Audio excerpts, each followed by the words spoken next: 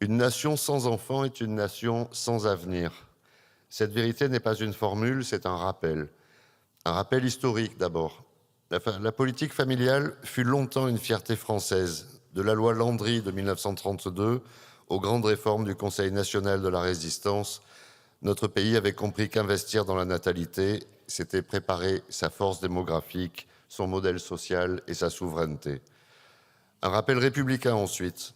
La République repose sur la transmission des valeurs, du savoir, de la citoyenneté. Cette transmission commence dans les familles. Ce sont elles qui, chaque jour, sans reconnaissance suffisante, construisent la cohésion nationale à partir de la cellule familiale. Un rappel d'urgence, surtout. En 2023, le taux de fécondité des femmes françaises est tombé à 1,68 enfants par femme. Et pour la première fois depuis la Libération, la France n'assure plus son renouvellement générationnel.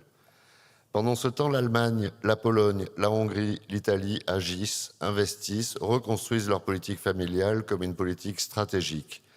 C'est dans ce contexte que la proposition de loi que nous examinons aujourd'hui prend tout son sens en prévoyant que les allocations familiales soient versées dès le premier enfant. Je veux ici saluer les amendements déposés par Éric Michou qui enrichissent le texte sur deux plans essentiels: l'exigence d'évaluation d'impact et la révision du quotient familial, l'exploration des financements alternatifs, notamment la révision du quotient familial et la modulation des exonérations de cotisations. Mais cette proposition va au-delà d'un mécanisme de redistribution. Elle redonne du sens. Car ce que nous offrons comme droit, nous devons aussi l'attendre comme devoir. À l'heure où le pays s'interroge légitimement sur la responsabilité pénale des parents, après des émeutes où trop de mineurs se sont retrouvés hors de tout cadre, il est temps d'affirmer que le soutien aux familles ne peut être déconnecté de l'exigence de responsabilité éducative.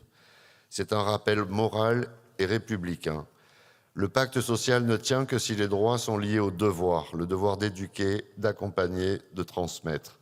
Soutenir la natalité, oui, mais dans un cadre exigeant, structurant, clairement articulé autour de la cohésion nationale. Il ne s'agit pas de récompenser la parentalité, il s'agit de réinvestir la famille comme acteur central de la République. La famille qui donne la vie, mais aussi qui prépare les consciences, celle qui élève des enfants, mais surtout qui forme des citoyens.